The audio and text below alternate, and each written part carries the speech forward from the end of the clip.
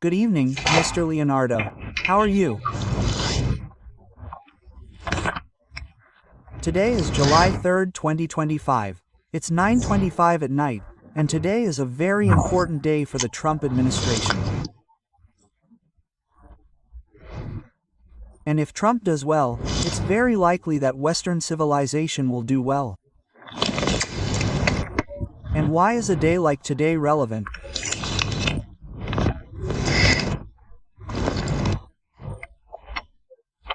Well, today the results of the employment report came out, which says that in the last month, more than 147,000 formal jobs were created when the illustrious wise men said that barely 110,000 jobs would be created.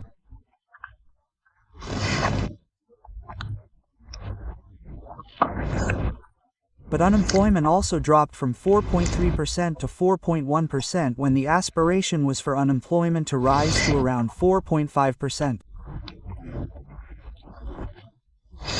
In other words, there are so many rats running around pretending that Trump failed that they don't see it, they don't understand it, and they keep failing. Because this is a man who, in addition to knowing how to create jobs and understanding global issues, acts in good faith in the best interests of his country and its people, and that is why things are going well for him.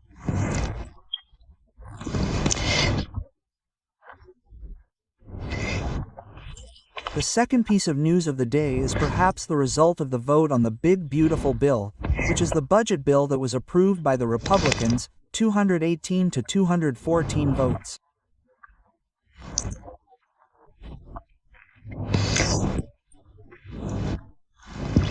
Of course, there are two representatives who backed out, the one from Kentucky and one from Pennsylvania, but don't worry, revenge is a dish best served cold and the cat hire is going to cut them off.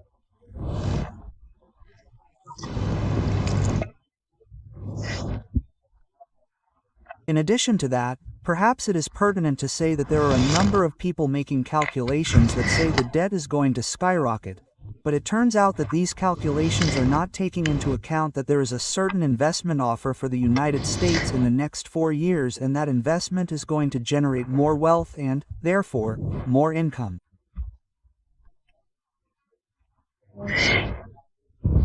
And also, by ending the mess of what used to be spending on Medicaid and Medicare for individuals who do not qualify according to the law, it is a saving. But of course there will always be people who put statistics for both sides, but since I am not neutral, I play the Kati game and I think it will go very well.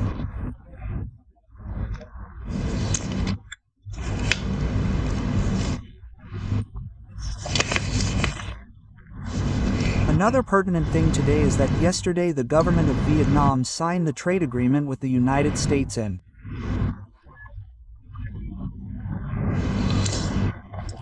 the important thing about that trade agreement is that the Americans have opened the Vietnamese market to sell them little bits more from ANUSA, zero tariffs and zero cheated taxes. And that is what the Chinese signed last week, but they have not made a fuss about it because they are waiting to change the rat from chip and pin. And the Chinese who are broke know that the only salvation is for the Americans to open the market so they can export, but that means receiving American products.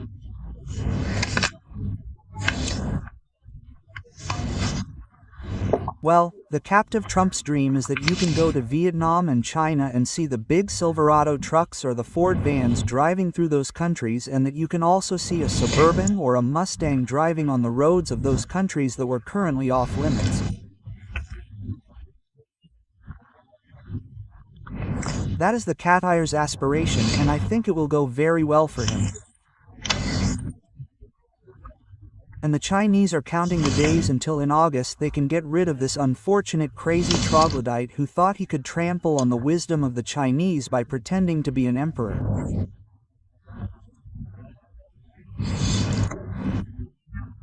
And in the end the rule of the party that is ruled by the elders, the sum of wisdom and a little bad faith, has been fulfilled.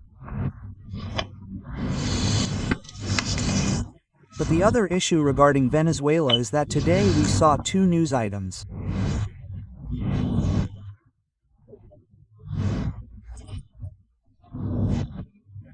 The alleged statements made by Carvajal continue to leak out, where the guy turned on a motor pump and put the suction cup on a pigsty, and what he's throwing out is pure pig manure, and anyone who grabs it gets covered in it.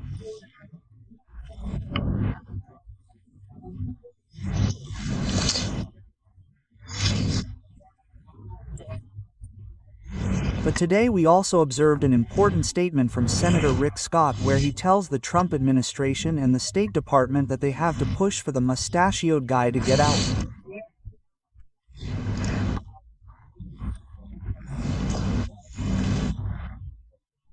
Well, we definitely have to be grateful for Senator Scott's actions and statements, because we know that in that soft statement on the surface, what comes underneath is poison with a little bad faith, and that's very important.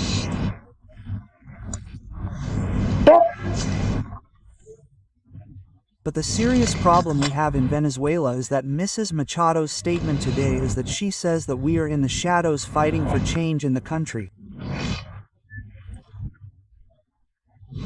Look, lady, Venezuela gave her a vote of confidence in the primary and then voted for Mr. Gonzalez, who was the one you chose.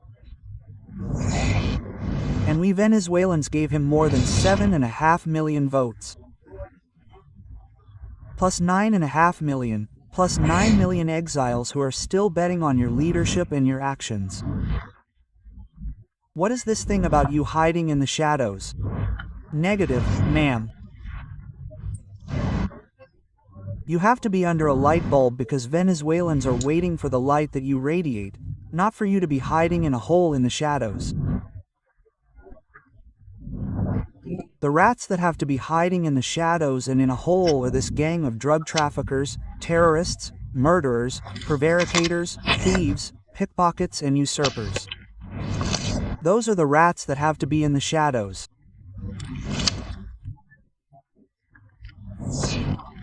You, no, ma'am, have to be at the forefront directing the game, but I don't understand who is the team that is helping you, because every day we see that by making any statement you are scoring own goals, and that is not good. Especially because today the news is leaking in Venezuela, and we must remember that in Venezuela there is no official information.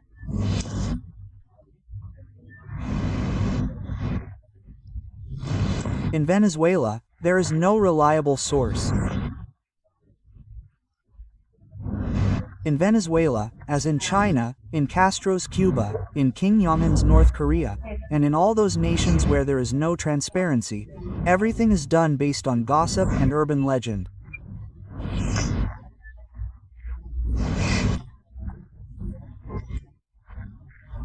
But the news that is fatal today for Venezuelans is that the urban legend says that the president is preparing to renounce his aspiration to be sworn in as constitutional president before the 28th.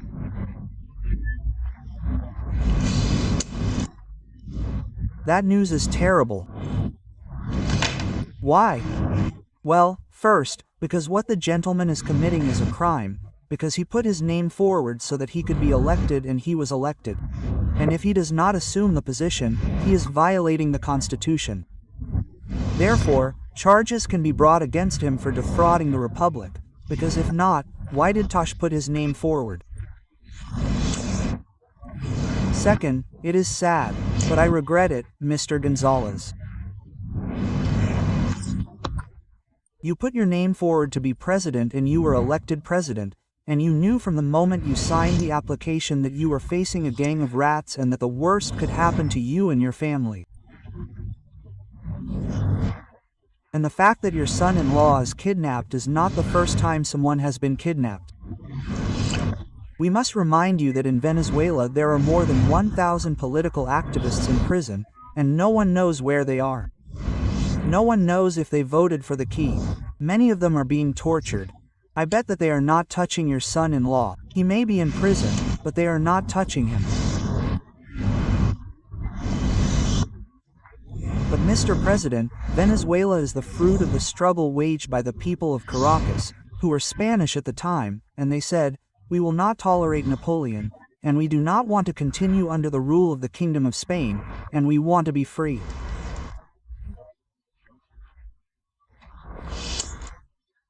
And knowing what that was going to cost, which was the fortune of all those who signed the Venezuelan Independence Act on July 5, 1811, if you don't go to see what history says, all those men were massacred in the end, but they risked it all. The liberator and the heroes of the country in the War of Independence risked it all. They risked their fortunes, they risked their lives, they risked their families so that the name of Venezuela would be a republic independent of the Kingdom of Spain. And that is our legacy. And now you are going to tell me that you agreed to continue the legacy of that republic, and now you come out with the story that you are going to resign. Well, I want you to know the following. The problem is not that you resigned. The problem is that there are 7.5 million voters plus 9 million exiles who have renounced your ability to lead us, because you will not renounce leading us. We have renounced your ability to be the leader of the country. And if at this moment in Venezuela there is no rule of law, there is no constitution, and the only thing that works are the facts of reality, and the reality is that there are 7.5 million votes that did not favor these rats from the gang with the big mustache.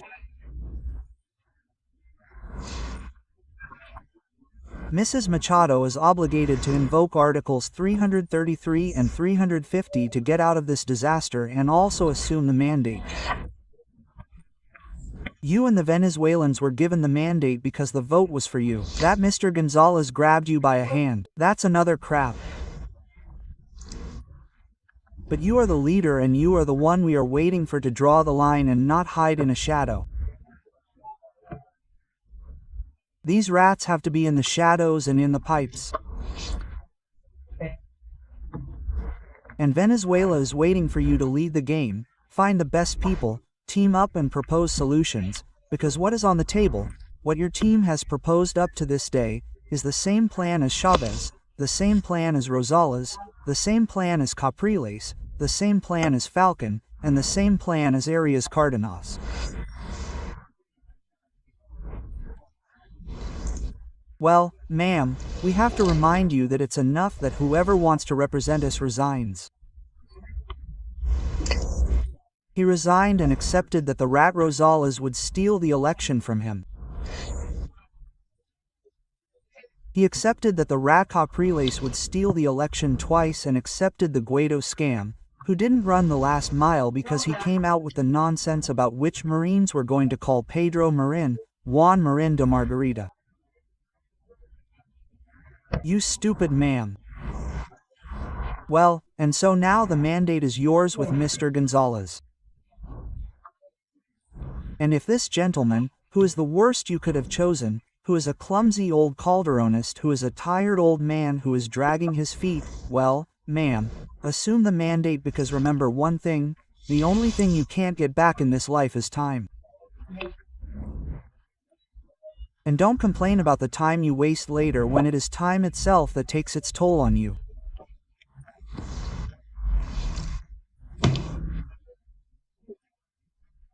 Well, I insist, at the speed at which human events move in the 21st century, now in the year 2025, and seeing what has happened in the last 6 months of the year, we can say that who would have believed that in these 6 months they were going to blow Bachelera Lasada in Syria, and they were going to recognize her, give her the mandate, money, and they were going to lift the paw to Yolani?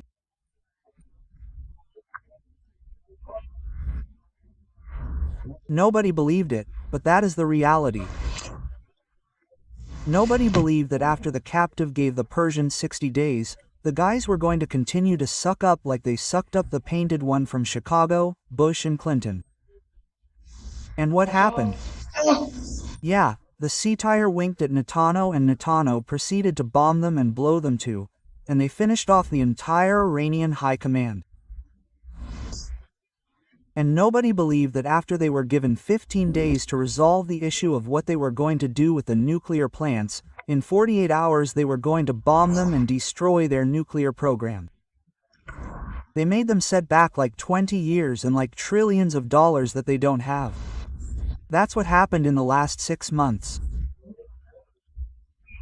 Who would have believed in these 6 months that they were going to bankrupt the Chinese and accept the trade agreement with the United States just by raising tariffs steadily and having gritted their teeth at Chippempinpin?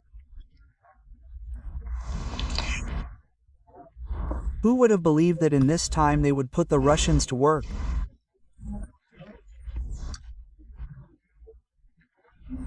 Because if the Chinese don't have an economy, they're not buying all the oil that the crook Vladimir wants, and much less. Who would have believed that the Ukrainians would carry out an operation up to 5,000 kilometers inland in Russian territory to destroy 60% of the planes for Russian strategic use? And all that has happened in the last 6 months. And so you still believe that with a scapular and selling hope and offering that Venezuela is going to be the young energy giant of the Americas, what? Who would have believed that in these 6 months the CTIR would collect more than $12 trillion of investment for your country and would collect in one fell swoop in 3 days $3 trillion of investment from the monarchies of the Persian Gulf?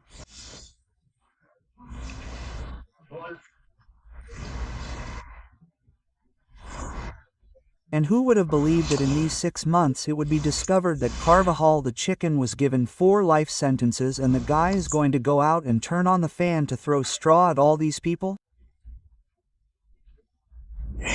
All that has happened, and you continue selling the hop of the Americas. Ma'am, find your best team, because, I insist, I still give you the benefit of the doubt, because you collected the votes. But, as a Venezuelan, I have to tell you, you're wasting your time. And the moment the catire makes a definitive decision about what this gang of drug traffickers and terrorists mean as enemies of the American government, and of the Constitutional Republic of the United States of America, they're going to throw them at you, because the guys throw themselves at whoever, wherever. Now, who are they going to put in charge of the game in Venezuela? I don't know. And that's because of you, because you're not acting. Well, my dearest, take care of yourself. Bye, bye. And this program is on behalf of our distinguished advertisers.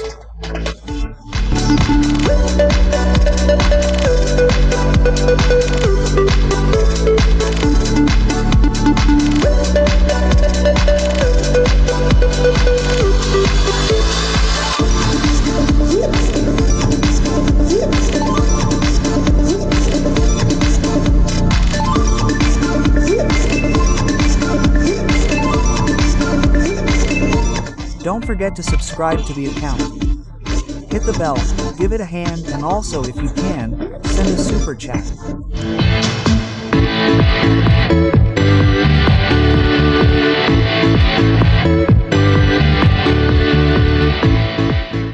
Whoever wants to, can do it. Can do it, everyone. Can do it, everyone. Break whichever one you want.